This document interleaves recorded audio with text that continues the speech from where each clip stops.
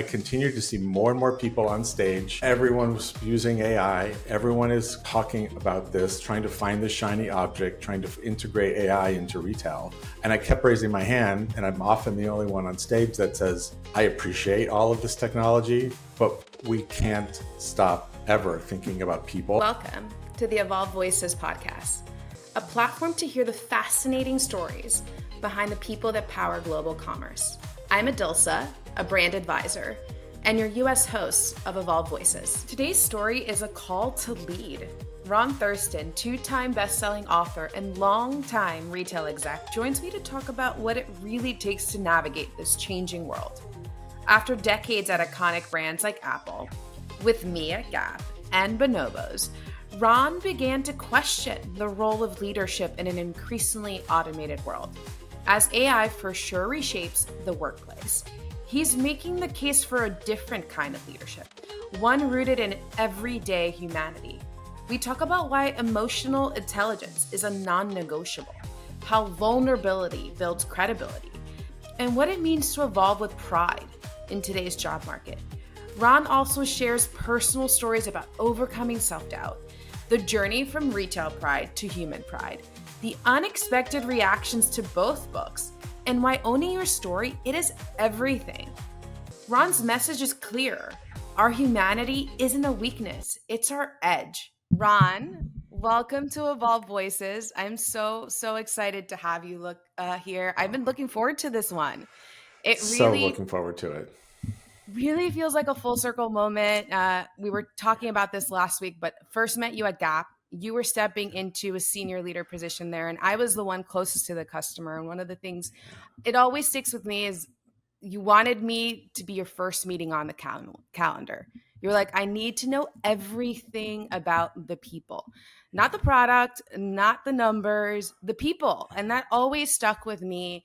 So it makes perfect sense that your new book is at its core about humans. I wanted to start there. Nice. Retail pride. And that was 2018. So our relationship goes back quite early. It was January 2018, correct? Yes, that was correct. January 2018. Yep. So a couple years before COVID.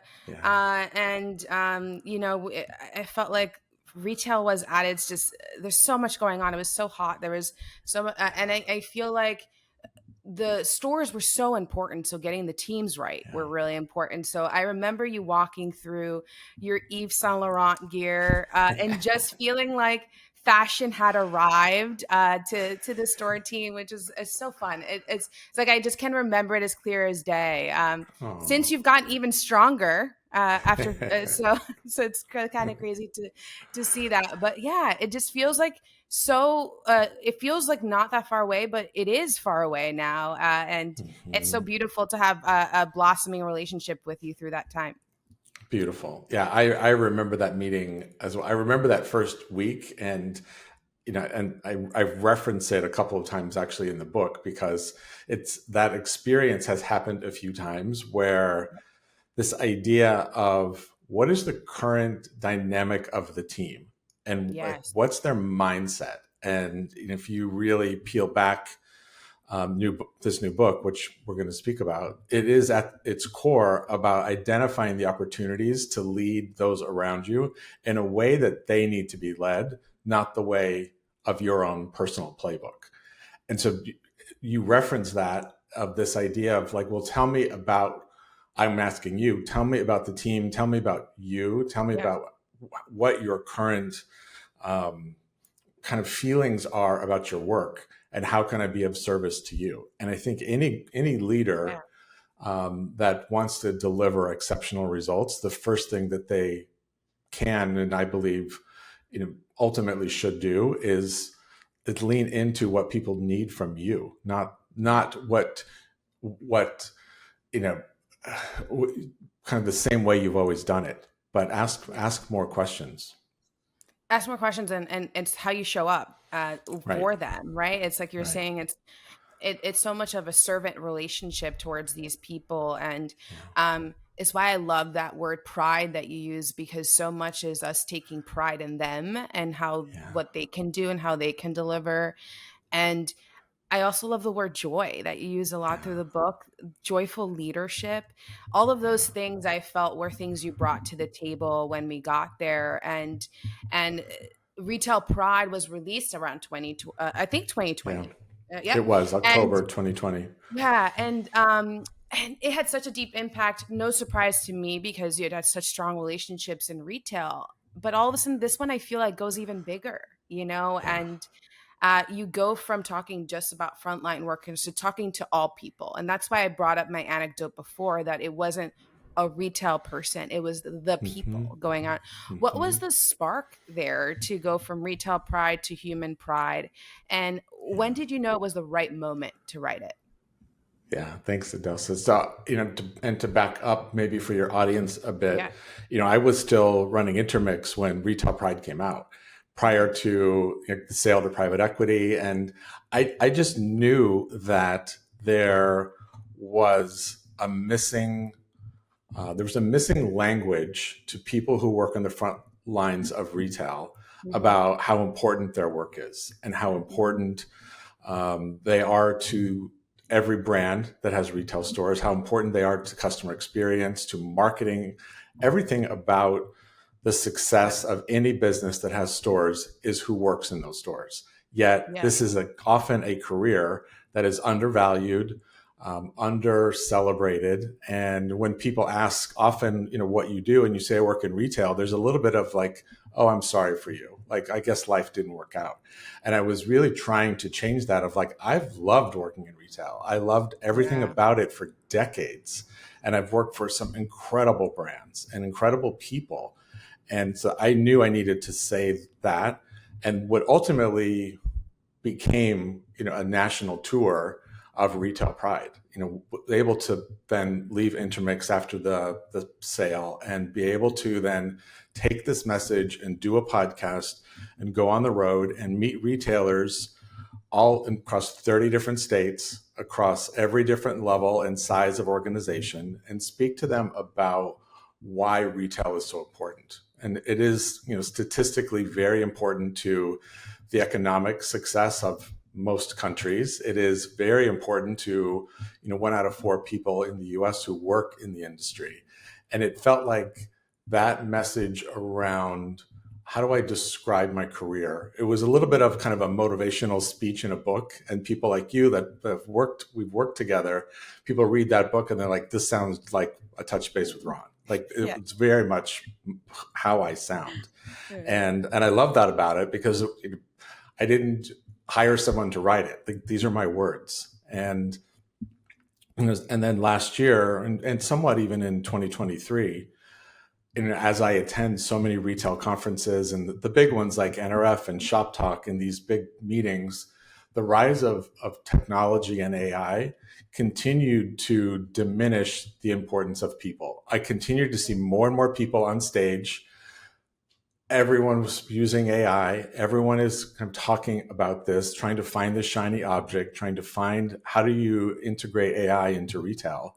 And I kept raising my hand, and I'm often the only one on stage that says, I appreciate all of this technology, but we can't stop ever thinking about people and this work and the impact that they have.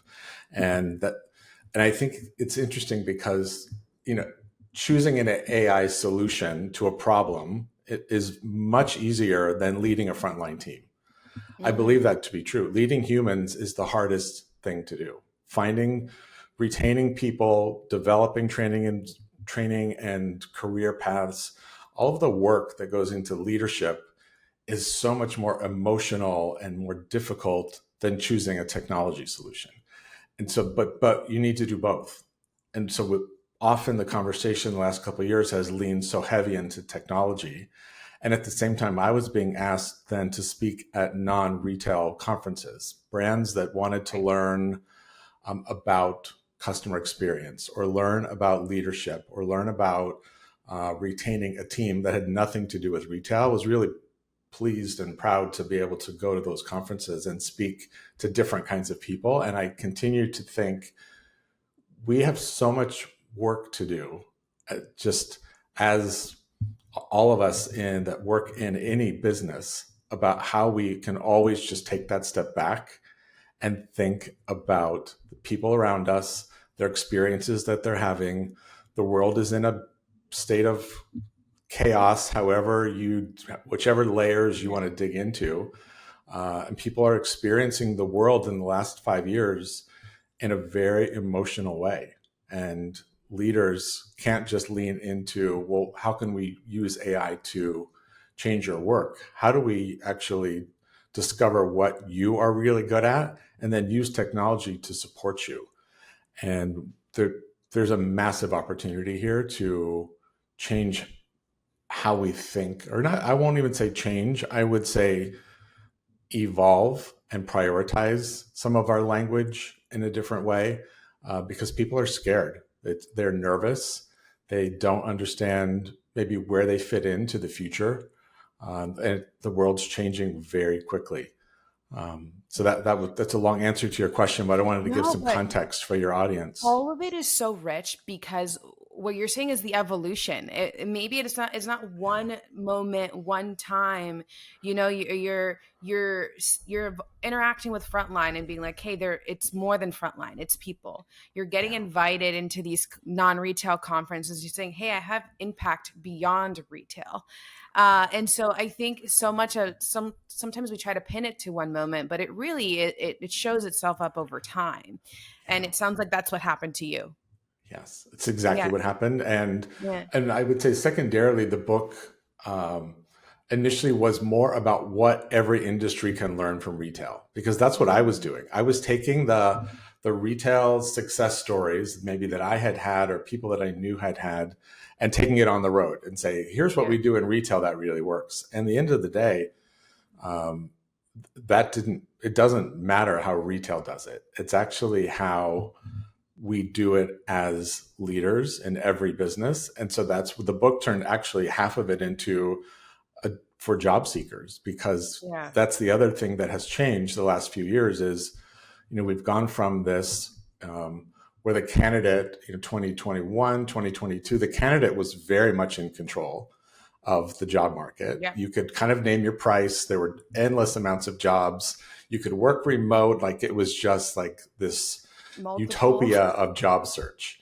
And here we are, 2025, and that is not the case. The world has changed, and we have to think now, all right, so I can't just pick from multiple offers. Actually, you have to work even harder to get the offer, an offer, even to get an interview. And that requires you to be very in tune with exactly who you are, where you can add value, where is your value unique, how do I show up in an interview that maybe I have to work harder for than I ever had to do before? How do you think about this from recent college graduates? We're in that time of year right now.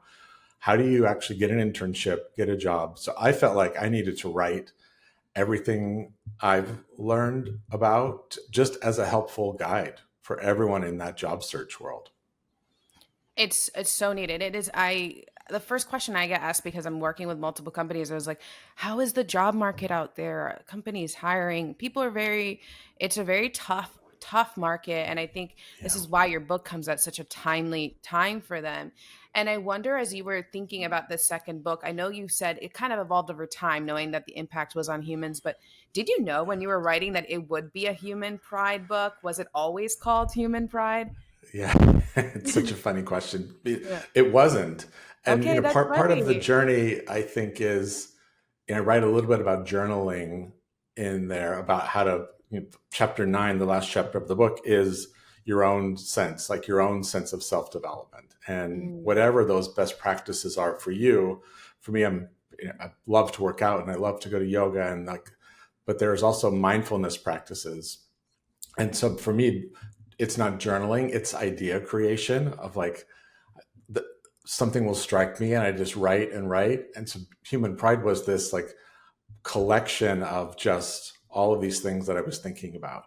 And I was really, the more I thought about it, I'm like, this actually is just an evolution to Human Pride. So it was a last minute ad, honestly, I to that. mean, you couldn't like my a very simple line, but one of my lines that I love: move forward with pride. I Yeah. just, it's just like that to me, it just keeps us moving forward with what we've got, our best jewels. And as I read it, it was a page turner, and I've been curious what's been the most unexpected or surprising reaction you've gotten so far on the book. And two Mm. times bestseller right now, Ron. Like, congratulations. Thank you. Yeah. Yeah, it's still sitting at number one a week into it in some categories. So I think I am very proud of that. I think I'm surprised. Um, when you read reviews that people write of books, often they can be one sentences. They can be go buy this. I love this book, etc. And those are great. And every review is appreciated because reviews really drive often the algorithms Yeah. of Amazon.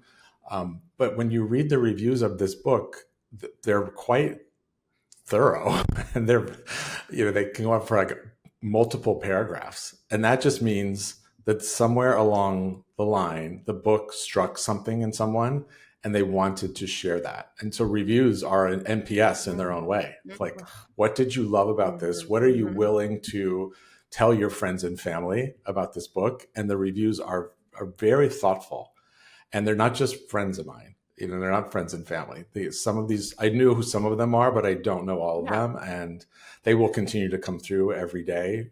Some promos, and Goodreads did a very generous offer of 100 free copies to subscribers. So there's a lot of people that have this book in their hand right now that will write in the future. And so that has surprised me in a really nice way. Beautiful. It's so beautiful. I'll tell you, and you've heard a little bit, what stopped me in my tracks was your commentary on AI. And, I've been reticent as I've heard all of the developments. It was like, hey, agentic AI and emotional EQ, and all these things. I was like, all these things that we're holding strong as humans, that we have intuition, that we have gut, and that AI is starting to mirror in many ways through data as it gets more informed. And it was almost a book of hope for me that, that uh, AI can't feel. No matter how much data you put in it, it doesn't have that live experience. And that really hit home to me. And, really important at this time. And I'm sure for so many other. Why was that idea so central for you to get through in the book? Is that Yeah. because you were hearing it from so many, hearing it on the stage? I think it was all of that, but it's my own intuition that I give 100% credit to because of working in stores my entire career. Yeah. Retail is, no matter how you describe it, is a relationship business. Yeah. You build sales and marketing through relationships. And Yeah. if you aren't comfortable in a retail environment all day long speaking to strangers, then you're in the wrong business. And I thrive on that. And so you can spend all of your time in a store with your team, asking questions, learning more about them. You realize like the foundations of humanity and the power of asking great questions is incredibly insightful and motivating. I've heard that, and I don't take any credit, but I hear things like, well, no one ever asked me that before. No one ever asked me what I thought. My opinion wasn't valued before. And when I can, and for me, it's a very natural leadership skill to ask more questions. And I don't really understand why that's not a standard experience, but it's not. It's not.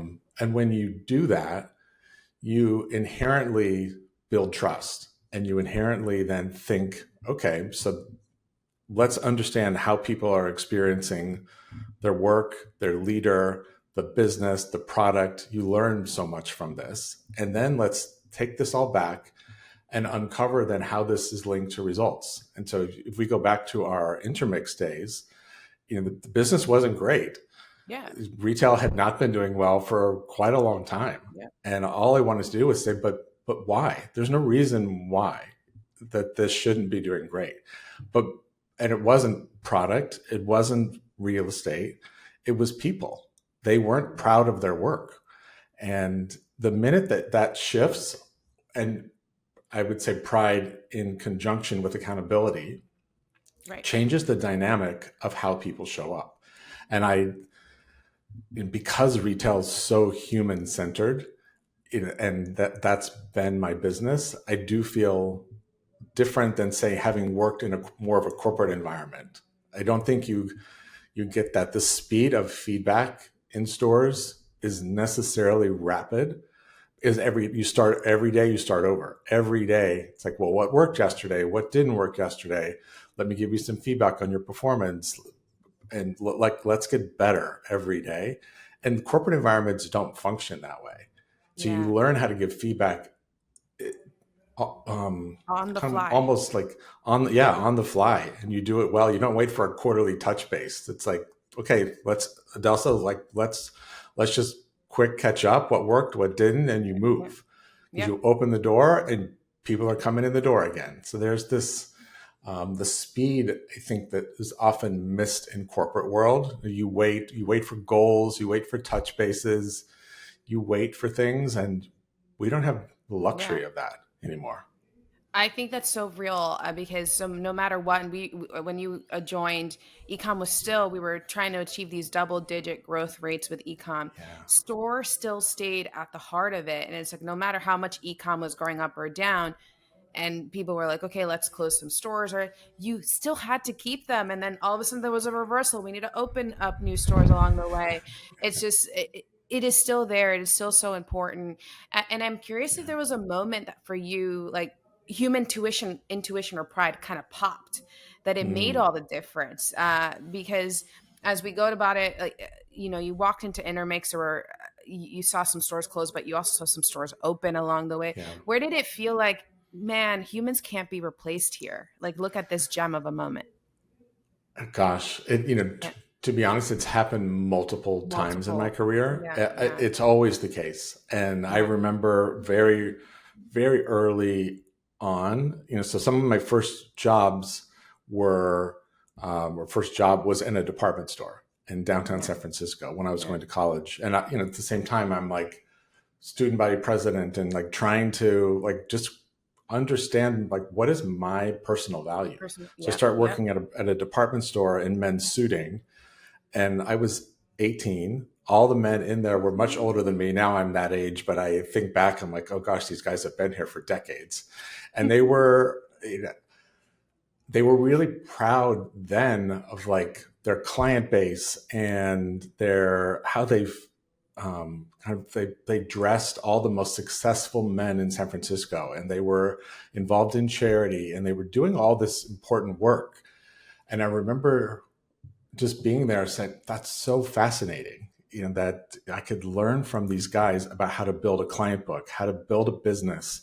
I knew nothing about men's suiting really, but I watched them, and then I got Wow. moved to like men's accessories and underwear, these kinds of bigger departments. And so they kept giving me more, because I think it was pretty clear I didn't want to just kind of land in sales role. Yep. Like, I was ready to become a leader. And I was a multi-store leader before I was 30 for Gap. And I think that there was this sense of like, I love the people side of this, but I'm a good merchant. I was the head of visual merchandising for Gap brand. So I'm a good merchant, but even merchandising it's all human. It's Yep. all art. It's an art. And so when I Right. would travel the country and teach visual merchandising, that's purely human. That's emotion. That's risk taking. That is motivating a team around you. And every step of the journey is about, how do I understand and motivate those around me to be proud of their work. And I don't think I used that word at the time, but that's what it was. I was creating pride. It's a, and it's just so funny when you notice when there's like the things that pop up when you're 18, and I then know. and now it's like, you're really like, it was always there. I love the challenge that you posed for us on that vein in the book about humanity. And Hmm. you talk about how you talk through questions. There were questions all throughout that I had kind of earmarked, and was like, oh, these are three really great questions for me to ask myself every Yeah. day. And one of the ones that stood up is, how do you show up with humanity day to day? Yeah. And how are you doing that? Are there some small ways we can bring more humanity into our everyday work? Hmm. I'll go back to what I referenced earlier, just around curiosity. So put the Yes, resume yes. aside, put the flash sales aside, put it all, and just, hey, like, let's catch up first. Right, What right. what's going on with you? Are there anything that you're really proud of, challenged with? Like, let's just understand the landscape of where we sit today. And Hmm. that's when I talk about speed of feedback. Everyone's life experience is different every day. Yeah, So you can't make assumptions that someone that had a touch base with you last quarter still has the same thing going on. Everyone has got families and challenges and health. You've got all kinds of things going on in life. And while I don't expect anyone to share anything personal. What I do always offer is there something I can do to support your work experience being better? right. Is it scheduling? Is it time? Is it energy? How do you like to be led? How do you actually want me to communicate to you? So all of that is just the humanity of leadership, is leading people in a way that they need to be led today. That's different than tomorrow. Yeah. And and and because the news changes every day, like, just there's so much, and we can't ever forget that you're leading humans here. That's it. And that humans have emotions, and humans are messy, and we need each other. We're all in this kind of work relationships, personal relationships, and we let in my experience, we let sales results and technology drive the conversation versus people. Always. I feel like obviously at the end of the day, we're companies, their results to drive, and but to create a path that is anchored on humanity is the way you drive results. And sometimes Yeah. people think I'll start with metrics, then figure out humanity. But actually, if you figure out humanity, you actually figure out your metrics, which is Right. a big thing that you say. Hey, if you build human pride, that is how you'll Yeah. drive performance. Right. And Right. you talked a little bit about walking into intermix. I think there's so much for others to learn about how they spot low morale, Mm. high turnover. And so I wanted to talk a little bit about that piece. Is more about what can we learn from the things that you picked up? Because sometimes people Mm. miss those moments, right? And Yeah. like, what are common things that we find so that we don't fall behind on building human pride? Mm. It's interesting because often you go in with your own perceptions of Yeah, how people, or you're told in advance. So this has happened to me twice in my right. career. There were someone in those roles that I was interviewing for, which was the Yeah, case here too. And so right. you're given all this insight Mm. without actually meeting anyone. And I'm always conscious to say, I actually like to make my own opinions. Don't tell me too much. Everyone has, well, this one's leaving, this one isn't performing at stand. Like, don't tell me. I don't want to know. Yeah. And I think that's actually a best practice for leaders. Like, don't let someone else's opinion of someone on your team influence how you will lead them. Hmm. And because your leadership style is very different than anyone else, and that may connect with people in a different way. And I'm not Right. saying in my entire 30 plus years that everyone liked working for me, Right. because at the same time that I'm really trying to lead with human pride and get the best, some people would don't like that level of leadership or that level Right. of connection and don't always stay. And that's Right. fine too. Yes. Yes. And so I think it's also being okay to lose people when it's time to lose, but don't just let other people's opinions of your team drive your decision making. And that was the Right. case here. Like, the more I learned about this incredibly talented group of people that were there at Intermix at that time, the more I wanted to make sure that they got everything that they needed and that we could deliver the results that were expected of me coming into that job. And to be able to do both in a relatively short amount of time shows actually how it can be done. It can be done in a very thoughtful, planful way where you can deliver emotion, create emotion and deliver results. I think for me, they go hand in hand because it goes with accountability. So yeah, so that through line of, hey, when our chips are down, business is going, is tapping into the emotion of people, and Right. figuring out their motivators along the way, and how you can build that. I think again, metrics being, and you talk a little bit about like also operating without titles. I probably when the chips are down, that's actually Mm-hmm. super important, right? Mm-hmm. Just because you have to be heads down, you have to just do your job, and Right. get things done. But I love that, like, sparking emotion is the through line, Yeah. to get Yeah. to achieving that. It is. And again, not always positive. The emotion Right. could say, I've really struggled with this leader, with this project, with this job. I'm overwhelmed. There's a lot of emotion that's not positive. Right. And so it's unraveling, well, what needs to change in order for the emotion to change? And not just saying, well, I'm sorry, that's just the way it is. That's your job description. So Right. go back to your desk. That doesn't work. And yet I do think that there's this often sense of like blaming others, blaming economic conditions, blaming headcount. Like you're always finding the excuse of why you can't deliver something different. And I think people inherently want to do good work. They want to feel great about their work. They want to be proud. Yeah. It's just uncovering the path to allow them to get there on their own. And I've just seen it. I'm speaking from experience because I've seen it happen multiple times where if you create the path and you open the door, people do the right thing and they thrive and they grow. And then your job is to continue to just feed them more, feed them more. And it's amazing what can happen. Amazing. Positive or negative emotion. You even apply that on yourself in the book, which Yeah. I found amazing. To me, credibility comes from also being vulnerable to people and being like, I'm not Yeah. perfect, and Yeah. this is how I built my own human pride. And Mm-hmm. you shared that you previously you used to believe that projecting seriousness was key to being Mm-hmm. taken seriously. You Mm-hmm. feared being a little quote unquote too casual, you know? Yeah.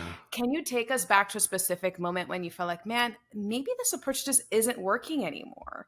And what did it Mm. feel like in the moment?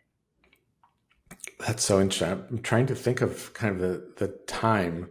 Yeah. Um, I think early, I'm about to turn 61. So early in my career, I felt like I had a bigger job than my age should have dictated.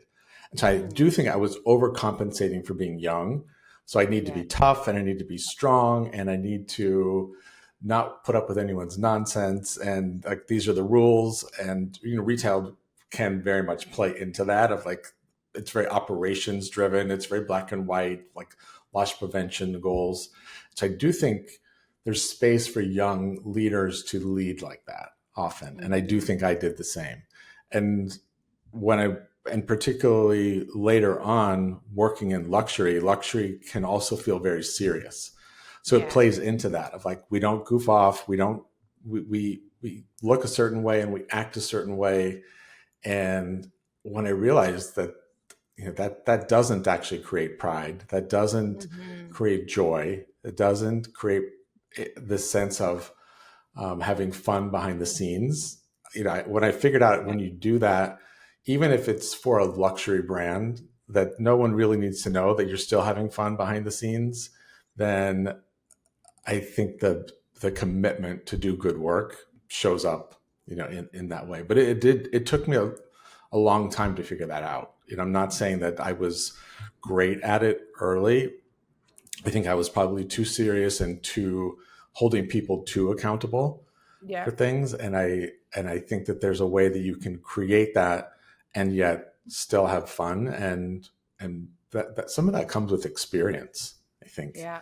young managers do have that hard time. Young managers often are the ones that are going out with their team, which, I never did, but like this, you're trying to become friends and colleagues at the same time. And that can get messy really fast. Super fast. I love what you said. That was what stopped you from embracing your full human self was that it was what you saw around you. You thought that that Yeah. was what was. For me, I always found it's been always this, if I'm vulnerable, I'll be taken advantage of, so I've always had this more Hmm. harder shell out there, Hmm. because you don't know what the prize is at the end. When you did embrace that full human self, Yeah. what do you think shifted for your team and for your own definition of leadership? I think you become less scary, and so Yep. often, when I write intentionally about leading without a title, the title dictates often how people feel about you or the Yep. seriousness of it. And because I remember growing up, being in stores, presidents and senior vice presidents and corporate jets and all very senior people that I had been around. And particularly when you work in visual merchandising, all you're doing is getting ready, preparing stores to put on a show. So there Right. was this sense of like, we're always working behind the scenes, we're putting on a show for senior leaders. They have these titles.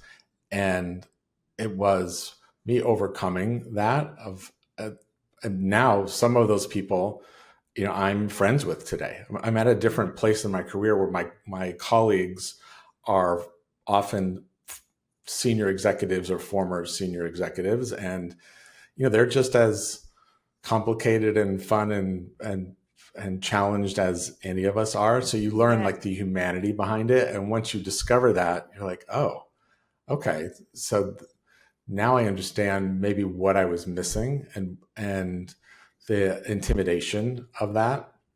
So part of it is also breaking down when you have a very senior title, breaking down your own kind of your own walls so that people understand or can aspire to have your job and to Mhm. be that person. And we all want that from people around us. We for sure do. Yeah. As I think through one thing you're talking about is you learned it with experience, right? That comes with Yeah. experience.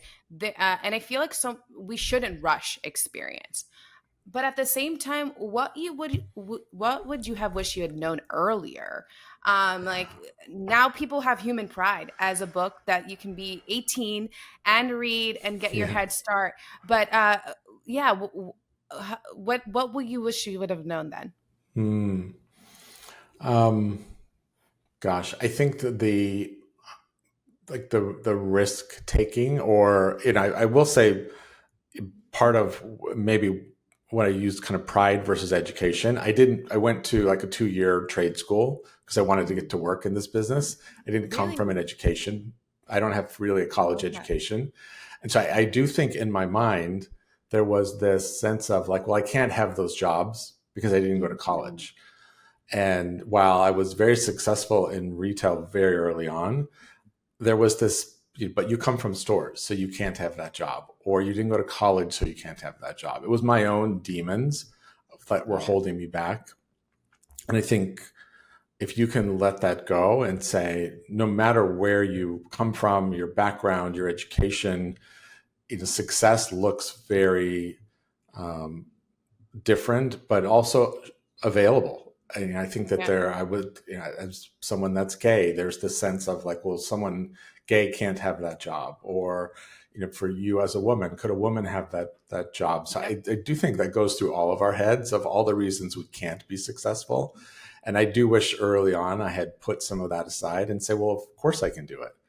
And why not me? Why Yeah. can't it be me? And that that definitely held me back for a while. Risk taking is really hard, and I feel like what's been really fun about books like these is that it kind of arms you with a toolkit to go out and be like, okay, you might not be ready, but when you are, these are your tools. Yeah. And just working at building confidence, and that's all you can actively do. So again, this is why I love your questions, is constantly building that muscle Yeah. to become to know even if you're not there today. And as I thought about it, we talked a little earlier. You went from retail pride to human pride, but Yeah. you just talked about you dared to be in a space that like many times you were a merchant and then you became, a head of sales. You went to trade school and then wanted to create a space in corporate, like Mhm. all these things to me dare people to dream bigger, which is what you do with now becoming an authority, not just on retail, but humans. And Mhm. where did that start, that connection with people? Mhm. In the first book, you talk a lot about your grandfather, Oscar, Yeah. and what he taught Yes. you at the construction company. But like, yeah, where did that start for you? Yeah, I do. Thanks, Edilsa, for referencing that, because I think that is exactly where it started. Yeah. Of, Hmm. how can you create an environment? Again, you think about the construction industry, and at the time, I mean, this was 50s, 60s, Yeah. 70s. Um, in working in construction was not considered to be important role. I think today we think differently about that. Talk about Yeah. Yeah. trade Yeah. schools, and the importance of learning how to work with your hands has become Yeah. a very in-demand skill. Now, yeah. Different today, or different then. And so I saw how he would lead people to be really proud of the fact that they were building these beautiful grocery stores, and they were building something important. And yet he knew their families, and he knew their names, and he knew things about them. And that connection of hard physical work, and connection to your emotions about what you're Yeah. building is power. And so some of that just applied to retail. So that did start early for me. I learned that in in school early, but I was, like I said, kind of from 18 on working in this industry. Um, it's so human, and you do. I write in the book like multi-generational leadership, and so you put all these people together in four walls, whether it's an Apple store with 300 people, or an Intermix store that has four. You're in the same space dealing with strangers in a high intensity sales environment, and a lot of emotion every day. And so Yeah. you craft these skills that's what great retail leaders do. They connect with everyone around them and their customers. And that when you do that really well, you craft a skill, I believe, that is like no other. I'm sure it applies in restaurants and hotels. All of this is maybe similar. But I think Right. retail, because there's this constant stream of strangers that don't necessarily buy, most don't buy anything. Statistically, most, meaning 85% of them, don't buy anything. So you are in this world of building connections with people that you don't know. And that's a real skill. It is Yeah. a true skill. And I thrived on that for so long. Yeah. And I bring that up because so much of what we show up, like you talk about your grandfather Oscar and how he taught you Hmm. that depth of empathy and connection, and Hmm. that's how you're showing up in these different verticals as you create these new chapters. You wrote about that beautifully when you turned 60, right? It's like Yeah.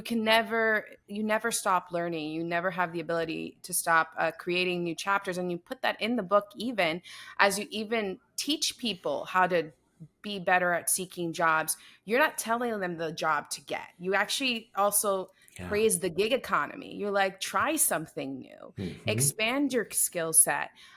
There is no box. And I think that's why you can now go from this retail pride into humans pride space. And I'm so excited to see what more you get to do, Ron, with Thank that you. muscle. Yeah. Thank you. That's So really much for nice. us. Thank you. So it's just so much for us to learn. If there's something that someone should walk away from human pride with one truth, what do you hope that it is? Hmm. So I love how you described human pride, that it is self work. It Yeah. is not a book of me telling you how to do it or how you should do it. Mhm. Intentionally, this is a book, and maybe that's why the emotions of the reviews have been so high, of Yeah. self work.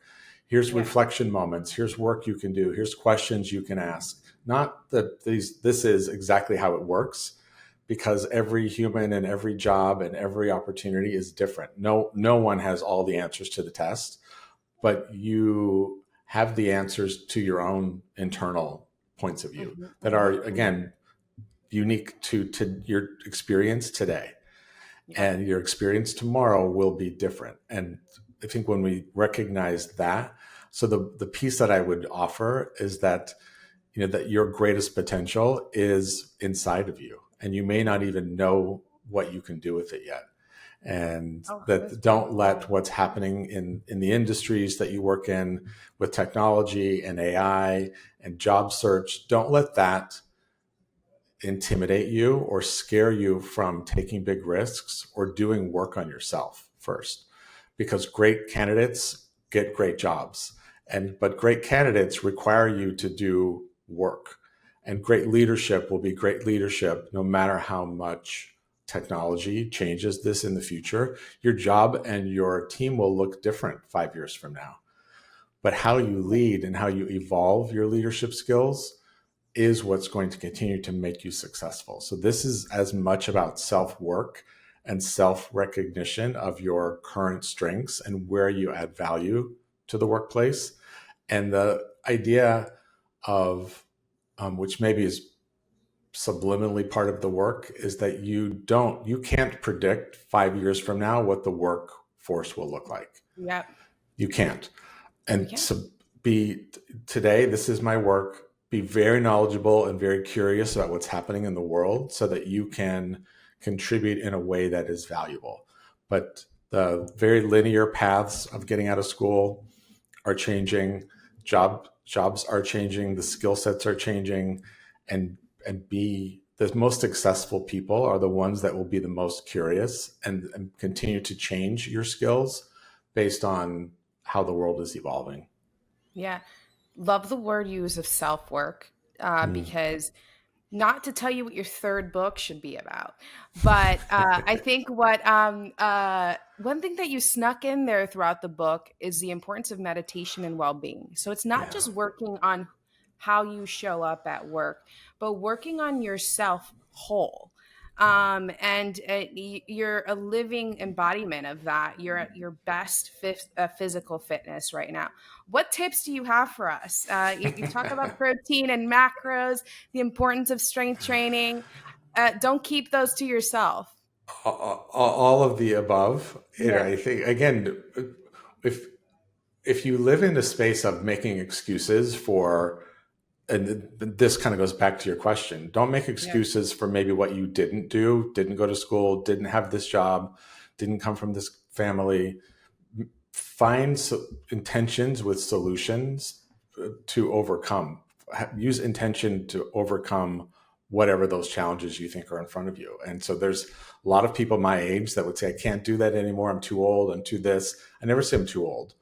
I physically was in a yoga class this morning that I'm probably 30 years older than everybody in there. And okay, so does that scare me? I'm also the only man often in there. Does that scare me? No. So, okay, I'm there to work on myself.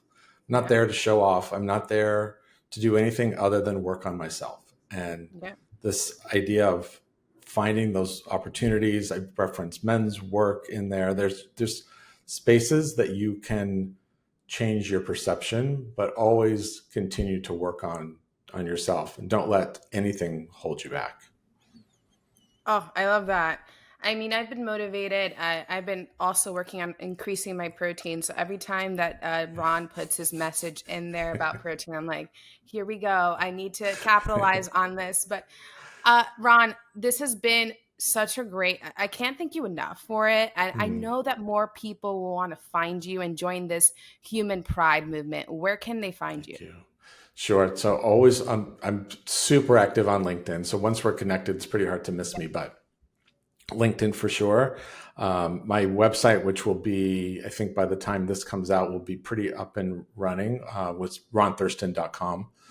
So there you will find how to get in touch with me for speaking opportunities, workshops, advisory work. Both books will be linked in there. So there'll be a whole platform at ronthurston.com. Oh, I'm excited. Yeah. Oh, yeah, there's some fun things coming. What colors will we be using on it? I always, classic black t-shirt guys, but yeah, there's It's very me still. I'm But so yeah, excited. thank you. Okay. I'm gonna. Such a powerful conversation. I'm so motivated and how to do work all the things, and how to lead, how to show up. So many people will see themselves and their teams in this, Mm, and excited for them to read it. Here's to doing the work, staying connected, and yeah. also, you say move forward with pride, but evolve with pride as we Evolve. go along. Yeah.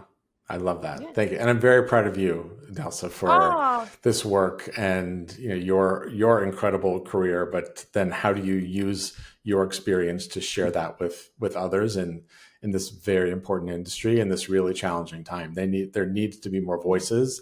There needs to be more female voices specifically. So I'm very proud of you for that. So keep doing yeah. this. Oh, thank you. Great. So this was another great episode. Evolve Voices is a podcast from Evolve Commerce Club, the #1 private community, where we connect senior commerce professionals in more than 40 markets. Every week, we invite one expert to share their perspective and their knowledge. If you want to know more about Evolve, look at the link in this episode description to request your invitation. I hope to see you in the next one. Bye.